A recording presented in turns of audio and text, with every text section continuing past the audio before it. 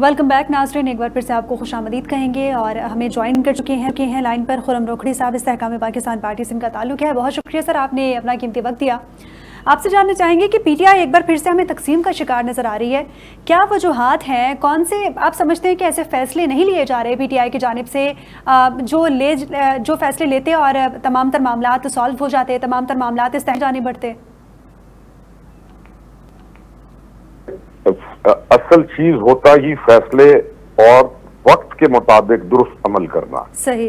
अब जरा पीछे का नजर दौड़ाएं तो वोट ऑफ नो कॉन्फिडेंस के बाद आप इनका कोई भी फैसला जो है वो दुरुस्त सिमत में नहीं देखेंगे। मैं अगर आप एक न्यूट्रल पॉलिटिशियन के तौर पे या आप कोई भी बंदा जो समझना चाहे तो आप देखें, इन्होंने अपनी असेंबलीज खुद उड़ाई और खुद सारा कुछ तय कर दिया। अब रह गई है इनके पास केपी असेंबली और इनके आपस के मामलात।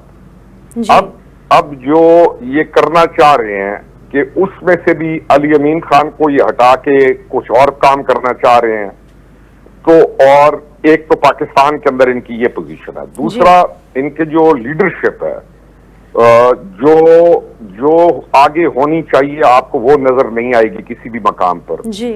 तो ऐसे बंदे अब इनकी पार्टी के अंदर लीडर्स बन गए हैं जिनका 2024 से पहले सियासत में भी कोई अमल दखल नहीं था। सही। ना वो सियासी थे, ना उनको सियासी अप्रोच का पता है, ना उनको मामलात का पता है, ना उनको सियासी अमल को आगे मुस्बित बढ़ाना और मामलात हल करना, सारों का फुकदान नजर आएगा। ठीक। दूसरी तरफ आप जब बाहर चली जाएंगी अमेरिका की तरफ, जहां पे ये समझते हैं कि इस वक्त इन्होंने सबसे ज्यादा जो प्रेशर क्रिएट किया पाकिस्तान के खिलाफ, मैं ये नहीं कह रहा हूं कि इमरान के हक में नहीं, पाकिस्तान के खिलाफ जो उन्होंने वहां पे प्रेशर क्रिएट किया जी। अब वहां पर भी इनकी आपस में लड़ाइयां शुरू हो गई हैं और वहां पर भी ग्रुप्स बन गए हैं और आने वाले दिनों में और ज्यादा आप इनके ग्रुप्स बनता हुआ देखेंगे। वापस लाते हैं पाकिस्तान में पार्टीज या कोई भी जो सिस्टम है वो संजीदा लोग आगे चलाते हैं, संजीदा मामला फहम और जिनको मामलात का इल्म हो। सही। तो जब मामलात का इल्म के बगैर, मामला फहम लोगों के बगैर जब मामलात आगे चलेंगे तो टूट फूट का शिकार तो होना है यकीनन। तीसरी चीज ये है कि एक होती है धूप छांव, इनकी धूप छांव नहीं है। यानी एक पे अगर बात की है जाके पटियाला से निकलेगा तो वो कहेगा कि ये पॉलिसी है, सही। तो दूसरा जब निकलेगा तो वो दूसरी पॉलिसी ले आएगा, तीसरा निकलेगा तो तीसरी पॉलिसी ले आएगा। तो अब ये अपने इन गैर संजीदा रविश से अपने इन मामलात की वजह से इस वक्त इस पोजीशन पर हैं कि पार्टी ने टूट फूट का शिकार होना है और होगी और होनी चाहिए। अच्छा रोखड़ी साहब, क्योंकि जब आपसे ये भी जानना चाहूँगी कि पहले कहा जा रहा था कि जी ईद के फ़ौरन बाद एक तहरीक चलाएंगे, सड़कों पर आएंगे और अपने एहतजाज की सूरत में अपने जितने भी मुतालबात हैं वो मनवाएंगे, लेकिन अब ईद के फ़ौरन बाद हमने देखा कि पार्टी के अंदर से एक दूसरे के ख़िलाफ़ आवाज़ें उठ रही हैं। आप क्या समझते हैं कि ये होना था? किस तरह की पॉलिसीज़ अपनाई जा रही है पीटीआई की जानिब से? आप अगर कोई मशवरा देना चाहें पीटीआई को।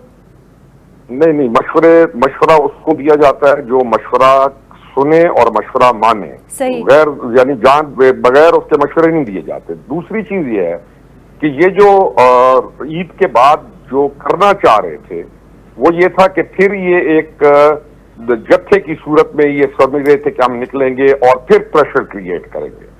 तो इनके पास जो सबसे अहम बंदा और कुव्वत थी वो अली अमीन था जी, जिसने इनकी डिमांड्स पूरी भी की एज ए वजीर आला हो के। वो वजीर आला हो के खैबर की मशीनरी लेके इनकी डिमांड्स इनके कहने के ऊपर उसने एक वजीर आला के तौर पर 2-3 दफा उसने वो, मैं उसको एहतजाज नहीं कहूंगा, हमला कहूंगा कि उन लोगों ने हमला भी किया, यहां तक तो ये किया। अब जब ये अपने उस आदमी को भी इन्होंने कॉर्नर करके उसकी जगह किसी और को लाना चाह रहे हैं तो मुझे बताइए उसने क्या करना है। अब जिसको लाना चाह रहे हैं उसकी कैपेसिटी नहीं है कि वो जल्द से जल्द कर सके, बंदे इकट्ठे कर सके या आगे आ सके। सही। अब इन्होंने एक और हरकत जो की है वो और ज्यादा घिनौनी है कि इन्होंने मुराद सईद को आगे करने की कोशिश कर दी है और इनके जो अकाउंट्स हैं या इनके वो जो डाई हार्ड जो लिखने वाले हैं मुराद सईद को प्रमोट कर रहे हैं। इनका प्लान ये था کہ مراد سعید کیونکہ اس وقت جن کیسز میں مطلوب ہے وہ دہشت گردی سے لے کے انٹائر ریاست موومنٹ کے اندر بہت سارے ایسے ایلیمنٹس کے ساتھ بھی وہ لنکڈ ہے جو کہ ریاست کے خلاف ہے. صحیح. تو دے تھاٹ کہ جو تشدد والا گروہ ہے، جو نان اسٹیٹ ایکٹرز ہیں، وہ مراد سعید اکٹھے کرے گا، جیسے پچھلی دفعہ محترمہ سابقہ خاتون اول لے کے آئی اس اسلام آباد کے اوپر لشکر، تو اس کے ساتھ علی امین کا یا پی ٹی آئی کا تو ایک بڑا جتھا تھا، گروہ تھا. ایک جو اس کا ذاتی جو گروہ تھا وہ تھا مراد سعید کے ساتھ 1000 تھے یا 2000 یا اس طرح کے بندے تھے، جن کے بارے میں بعد میں یہ رپورٹس بھی ملی کہ وہ لوگ اسلحہ کے ساتھ اور وہ کوئی خاص مقصد کے لیے آئے تھے. صحیح. اب انہوں نے دوبارہ مراد سعید کے لیے، آپ دیکھیں گی کہ ٹی وی کیو اپنے جو سوشل میڈیا پہ ہے، یہ مراد سعید کو ہیرو بنا رہے ہیں. تو ان کی آپس میں اتنی رولے اور جو ہیں لڑائیاں ہیں کہ اس کی وجہ سے یہ ابھی کچھ کر نہیں پا رہے. اچھا خرم صاحب، مراد سعید کا ذکر جس طرح آیا گفتگو میں، آپ سے جاننا چاہوں گی مراد سعید آپ جانتے ہیں کہاں پہ ہیں؟ کیونکہ ریسنٹلی گنڈا پور صاحب نے اپنی بات کرتے ہوئے انہوں نے کہا کہ مراد سعید ان سے رابطے میں ہے. اگر ان سے رابطے میں ہے تو اداروں کو وہ کیوں نہیں مل پا رہے؟ دیکھیں، مجھے اس کا علم نہیں ہے کہ وہ کہاں سے ہے، یا بات کرنے کا یہ جو آج کل طریقہ ہے کوئی ایسا ہے نہیں کہ آپ ٹیلی فون کالز پہ تو یہ بات نہیں کرتے. مراد سعید اس وقت پاکستان کے اندر بہت سارے کیسز میں مطلوب ہے. صحیح. دہشت گردی سے لے کے اور اینٹی ریاست موومنٹ کے اندر وہ موجود ہے. اور میں آپ کے پروگرام میں یہ بھی بتاتا جاؤں کہ ارشد شریف شہید کا جو کیس ہے، جس دن مراد سعید صاحب آ گئے، پکڑے گئے اداروں کی طرف سے، وہ کیس بھی کھل جائے گا اور وہ پتہ چل جائے گا ارشد شریف کے کہ کیسے مراد سعید اور کس طریقے سے عمران خان نے اس کو یہاں سے پشاور بھیجوایا، اور پھر وہاں سے محمود خان کے دور میں کس طریقے سے ایک فیک رپورٹ جنریٹ کی گئی اور اس کو یہاں سے انہوں نے دبئی اور دبئی سے، یعنی یہ اس پوری کڑی میں یہ لوگ ملوث ہیں. صحیح. تو مراد سعید کو یہ ٹاسک دیا ہوا ہے، کیونکہ مراد سعید اور وہ جو تمام گروپ ہے یا جو گینگ ہے وہ محترمہ سابقہ خاتون اول کا گینگ ہے. جی. اب لڑائی اس پارٹی کے اندر خواتین کی ہے. صحیح. وہ جو خاتون ہے اس کا ایک علیحدہ نیٹ ورک ہے، وہ خاتون علی امین کو ہٹانا چاہتی ہے. تو یہ ان کی اندر کی صورتحال ہے. اب اس پارٹی میں جو دوسرا گروہ تھا، جو پولیٹیکل گروہ تھا، جس کو آپ کہیں کہ علی امین کے جو مخالف گروہ ہے، وہ پولیٹیکل لوگ ہیں، وہ بزنس مین ہیں، وہ پولیٹیکل لوگ ہیں، وہ اس پارٹی کے ساتھ بڑے عرصے سے چلے آ رہے ہیں. صحیح. لیکن وہ لوگ ایسی کارروائیوں میں کبھی بھی ملوث نہیں ہونا چاہتے کہ جس میں ان کے اوپر کیسز ہوں یا وہ احتجاج ایسا ہو کہ اس احتجاج کی وجہ سے ملک کو نقصان ہو. وہ ایسے کاموں میں نہیں پڑنا چاہتے. اچھا خرم صاحب، جی آپ سے لاسٹلی یہ بھی جاننا چاہوں گی، یہ جو تمام تر صورتحال ہے، اتنے اختلافات سامنے آ رہے ہیں، ان تمام تر اختلافات کے بعد آپ کو کوئی اتحاد نظر آ رہا ہے؟ اپوزیشن کی جو جماعتیں ہیں ان کا کوئی اتحاد بننے جا رہا ہو یا پھر سڑکوں پر نکلیں؟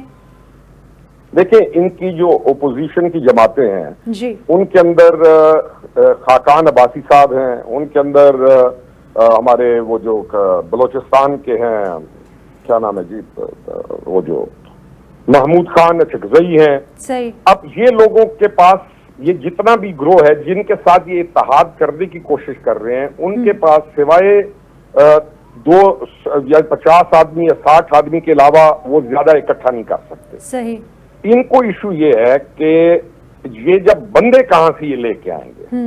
بندے کو احتجاج تو یہ کرنا چاہتے ہیں، لیکن اس احتجاج کی آڑ میں یہ دوبارہ شرپسندی کرنا چاہتے ہیں، تو بندے کہاں سے لائیں گے؟ صحیح. اب مراد سعید لائے گا، کون ان کے بندے لے کے آئے گا؟ تو دے ور ڈیپینڈنگ. اور آپ نے دیکھا ہوگا پچھلے 8 مہینوں میں یہ مولانا فضل الرحمان خان کے دروازے کے اوپر ایڑیاں رگڑ رہے ہیں، کانسٹنٹلی کنونس کرنے کی کوشش کرتے رہے ہیں. جی مولانا ان کا جو ایک گروپ کا یہ ٹاسک تھا جس میں اسد کیسر خان شامل ہے، کیونکہ وہ اپنے بھائی کو وزیر اعلیٰ بنانا چاہتا ہے اور علی امین کو ہٹانا چاہتا ہے، تو مولانا فضل الرحمان کے ساتھ کانٹیکٹ کر کے بھائی شاید مولانا ساتھ دے دیں तो को बात बने। सही। जबकि मौलाना ने, मेरा जो आप है कि मौलाना कभी भी उस कार्रवाई का हिस्सा नहीं बनेंगे, क्योंकि उस एहतजाज में ये वो लोग लेके आना चाहते हैं कि जो दोबारा यहाँ पर, जैसे आपने कहा कि इन्होंने 26 के बाद जी सड़कों के ऊपर इन्होंने वो फेक ऑडियो वीडियोस चलाई कि जी खून भरा हुआ है, गिद्धें ऊपर फिर रही हैं।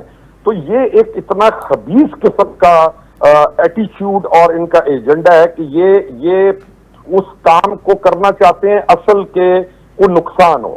अब जो लोग इनके साथ चलने वाले हैं, पीटीआई वाले, उनको भी मालूम है कि अगर हम चलते हैं तो फिर ये गड़बड़ होगी और ये शरपसंदी में। तो इस वक्त इनके पास ये जो मोस्ट पॉपुलर जमात और मैं हूं, मेरे अलावा कोई भी नहीं है, इस वक्त इनकी आपस में सूरत हाल ये है कि ये 4 आदमी इकट्ठे नहीं बैठ सकते। और इनका जो लीडर इस वक्त है वो सलमान अकरम राजा है, जिसकी सियासत शुरू ही 2024 में हुई है। तो ये इनकी पोजीशन है। और ये कोई भी जो एक्टिविटी करना चाहते हैं, ये फिर बच्चों को लाकर तशद्दुद पर उकसाकर मुल्क के अंदर एक नई अफरा तफरी के लिए ये करना चाहते हैं, नथिंग एल्स। अब इनके पास अपने बंदे भी नहीं है, इसलिए ये मुराद सईद को और उसके जत्थे को कि वो पता नहीं ले आएगा। बहरहाल दे lives in a fools paradise. और इनके इसी एटीट्यूड की वजह से एक पॉलिटिकल प्रोग्रेसिव पार्टी होना चाहिए था, लेकिन आफ्टर वो जो वोट ऑफ नो कॉन्फिडेंस है, ये एक ऐसी जमात आई है। और एक और भी है कि इनके अंदर ऐसे बंदे भी मौजूद हैं जो बैरूनी कुव्वतों के आलाकार हैं। तो ये है इनकी पोजीशन, ये लड़ते ही रहेंगे। अब इनका टाइम लड़ने का शुरू है आपस में, अब वक्त शुरू हुआ है जी। ठीक है जी, बहुत शुक्रिया खुर्रम रोकड़ी साहब, आपने अपना कीमती वक्त दिया। तो नाज़रीन, इस्तेहकाम पाकिस्तान पार्टी का जो मौक़िफ़ है वो ये है कि जो ईद के बाद एक तहरीक चलाने का कहा गया था, साथ ही अपोजिशन के साथ एक बड़ा इत्तेहाद बनाने का कहा गया था, वो तो हमें नज़र नहीं आ रहा, क्योंकि पीटीआई के अपने अंदर में है कि अगर वो उनको रिजॉल्व करने बैठे तो एक अरसा लग जाएगा। तो नाज़रीन, प्रोग्राम का वक्त अपने इख्तिताम को पहुँचा। मुझे और मेरी पूरी टीम को इजाज़त दीजिए। अल्लाह हाफ़िज़।